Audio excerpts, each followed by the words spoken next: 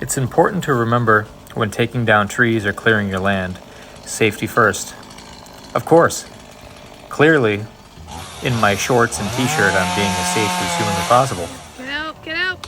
Try not to do what I'm doing, or wear what I'm wearing, at least in these videos.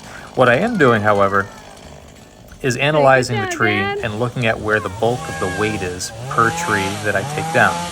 Where there's no house or fence or barn to worry about, I generally choose the path of least resistance, and I cut the tree according to where the bulk of the weight is, so it will just naturally fall where it wants to go, versus me forcing the tree to go in a direction it doesn't want to go. And always moving quickly out of the way as soon as the tree starts to fall. Sometimes when you notch or cut a tree in a certain way to force it in the opposite direction, the tree can twist, it can break. There's a lot of things that even a small tree could go wrong while it's falling and come back at you and do some severe damage. So at least pay attention to that. And here we are doing some more cleanup around the property.